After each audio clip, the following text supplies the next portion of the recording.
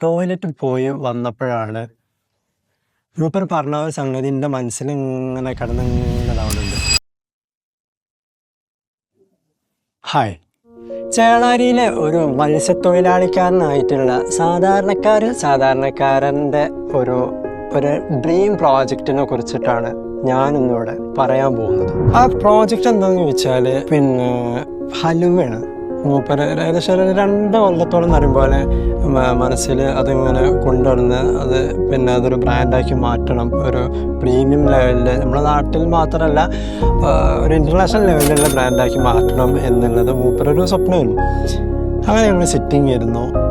1, 2, 3 sitting കഴിഞ്ഞപ്പോഴാണ് ആളിത് എത്രമാത്രം നെഞ്ചോട് ചേർത്തിയിട്ടാണ് ഇതിൻ്റെ സീരിയസ്നെസ് എത്രമാത്രം ഉണ്ട് എന്നുള്ളത് മൂപ്പരുടെ ഓരോ സംസാരത്തിലും വളരെ ക്രിസ്റ്റൽ ക്ലിയർ ആയിട്ട് ബോധ്യപ്പെട്ടു. ആർക്ക്? ഞങ്ങൾക്ക്. ആളെ പേര് അബ്ദുൽ ജലീൽ എന്നാണ്. അങ്ങനെ ഈ മീറ്റിങ്ങുകൾ കഴിഞ്ഞപ്പോൾ നമുക്ക് ഏകദേശം മുന്നോട്ട് പോകാം എന്നുള്ള സ്റ്റേജ് എത്തുന്നതിൻ്റെ തൊട്ട് മുമ്പ് ഇതിൻ്റെ പേര് വേണമല്ലോ. ഈ പേരിനോടത്താണ് ഒരുവിധം ഭയങ്കര ചൊറ പിടിച്ച പരിപാടി ഉണ്ടാവില്ല. അപ്പോൾ ഒരു 3-4 പേര് സ്വാഭാവികമായിട്ടും ആളെ നമുക്ക് സജസ്റ്റ് ചെയ്ത് തന്നു. JKLPC, JKR അങ്ങനെ തുടങ്ങിയിട്ടുള്ള കുറച്ച് പേരുണ്ട്. സ്വാഭാവികമായിട്ടും ക്ലയൻറ്റിൻ്റെ ഒരു സജഷൻ എന്നുള്ള രീതിയിൽ കേൾക്കുക എന്നുള്ളൊരു ഇത് നമുക്ക് വേണം. മൂപ്പരുടെ ഭാഗത്തുനിന്നുള്ള സജഷൻസ് കേട്ടതിന് ശേഷം നമ്മൾ പറഞ്ഞു ഈ പേരുമായിട്ട് മുന്നോട്ട് പോകണ്ട എന്നുള്ളതും പ്ലസ് എന്തുകൊണ്ട് അത് മുന്നോട്ട് പോകണ്ട എന്നുള്ളതിൻ്റെ റീസണും പറഞ്ഞു തൊട്ട്. കാര്യം എന്താ വെച്ചാൽ ഒന്ന്, അത് പ്രൊണൗൺസ് ചെയ്യാനും കാര്യങ്ങൾക്കൊക്കെ ഭയങ്കര ഒരു ബുദ്ധിമുട്ടായിട്ട് മാറും എന്ന ഓഡിയൻസിൻ്റെ ഇടയിൽ അതൊരു മാറാൻ ഈസി ആക്സസ് അല്ല എന്നുള്ളതൊക്കെ തോന്നിയതുകൊണ്ടാണ് നമ്മളത് പറയാനുള്ളൊരു കാര്യം. അപ്പോൾ ഓക്കെ ശരി, അങ്ങനെയാണെന്നുണ്ടെങ്കിൽ നിങ്ങളൊരു പേര് സജസ്റ്റ് ചെയ്യുന്നുള്ളത് പറഞ്ഞു.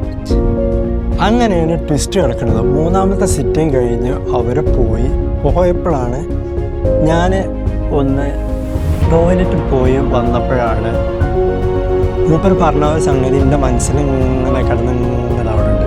ജലീൽ എന്നുള്ള പേര് ഈ ഹലുവൻ്റെ കൂട്ടത്തിൽ വേണട്ടോ എന്നുള്ള ഒരു കൺസേൺ മൂപ്പർ പറഞ്ഞിരുന്നു. മൂപ്പർ അങ്ങനത്തെ ആഗ്രഹം പറഞ്ഞ സ്ഥിതിക്ക് ഓക്കെ നമുക്ക് എങ്ങനെ 2-3 ദിവസം കൊടുക്കും എന്നുള്ളത് മനസ്സിൽ കണ്ടുകൊണ്ടിരുന്നത്. പെട്ടെന്ന് ജലീലും ഹലുവി ജൽവാ പിന്നെ ഒരു ജൽവാ എന്നുള്ള ആ ഒരു പേര് എങ്ങനെ ഉണ്ടാവും എന്നുള്ള ടീമിനോട് ചോദിച്ചപ്പോൾ അവർക്കും ഭയങ്കര ഹാപ്പിയായി. ജസ്റ്റ് അവർക്ക് പിറ്റേ ദിവസം ഈ ഒരു കാര്യം ജലീൽ ഖാൻ്റെ അടുത്ത് പേരിനെ കുറിച്ച് ചോദിച്ചപ്പോൾ he was also very happy. അപ്പോൾ നമുക്ക് എല്ലാവർക്കും സന്തോഷമായി. പേര് ഏകദേശം കൺഫേം ആയി. നമ്മൾ ഓക്കെ ലെറ്റ്സ് മൂവ് ഫോർവേഡ് എന്നുള്ള ഒരു ധാരണയിലെത്തി. സ്വാഭാവികമായിട്ടും ഒരു ബ്രീഫ് കിട്ടിയ സ്ഥിതിക്ക് നേരെ സ്ക്രിബിളിലേക്ക് കടക്കാം എന്നുള്ള തോട്ട് പ്രോസസ്സിൽ നിൽക്കുന്ന സമയത്താണ് ഹലുവ തിന്നാനറിയാമെന്നല്ലാതെ ഇതിൻ്റെ ഒരു കേസ് സ്റ്റഡി നടത്തണം എന്നുള്ള ഒരു റിക്വസ്റ്റ് നമ്മൾ വെച്ചു. കാര്യം എന്താ വെച്ചാൽ ഇതെങ്ങനെ ഇത് എവിടുന്നാണ് നമ്മളൊക്കെ പലപ്പോഴും ഇത് തിന്നലുണ്ട്.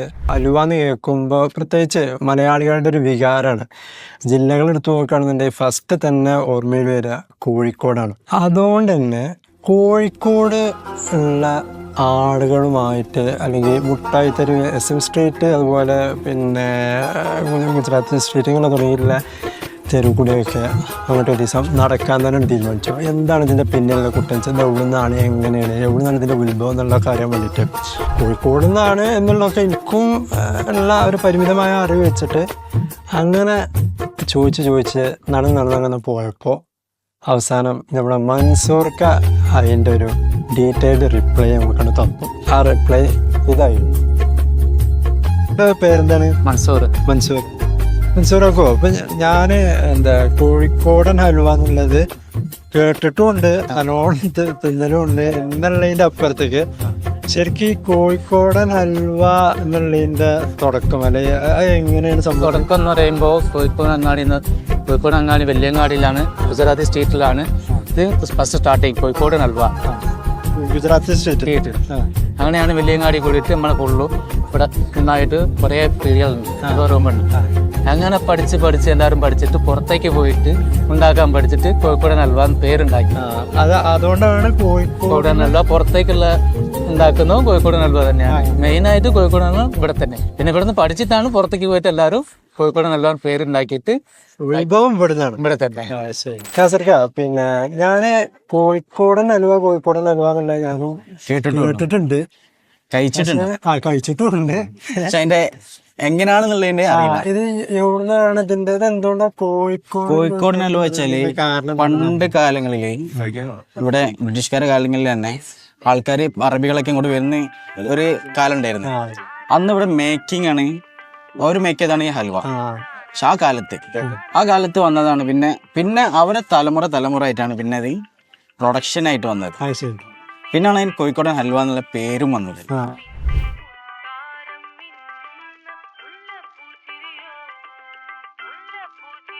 എന്നെ സംബന്ധിച്ച് ഭയങ്കര ക്യൂരിയോസിറ്റി തോന്നി.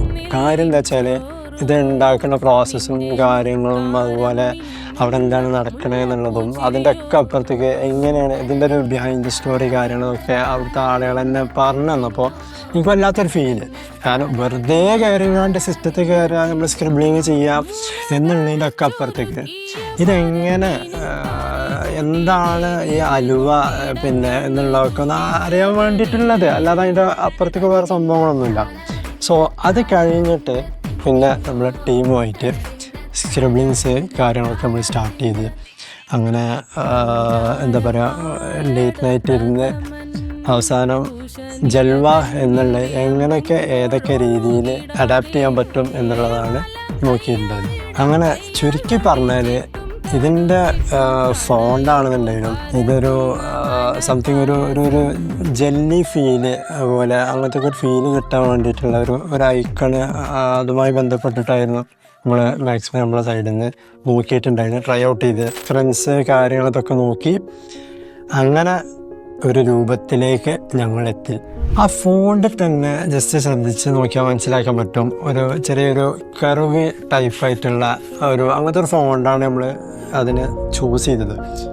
കാര്യം എന്ന് വെച്ചാൽ പിന്നെ കറക്റ്റ് ഒരു എക്സാക്റ്റ് ഷേപ്പ് എന്നുള്ളതിൻ്റെ അപ്പുറത്തേക്ക് ഒരു കർവ് ടൈപ്പ് ഷേപ്പായിരിക്കും ഇതിന് ആപ്റ്റ് ആവുക എന്നുള്ളത് തോന്നിയുകൊണ്ട് തന്നെയാണ് ഫോണ്ടാണെന്നുണ്ടെങ്കിലും ആസ് വെൽ ആസ് അതിൻ്റെ ഐക്കൺ ആണെന്നുണ്ടെങ്കിലും അതിന് സൂട്ടാവുക എന്ന് തോന്നി. So let's have A look through the entire work.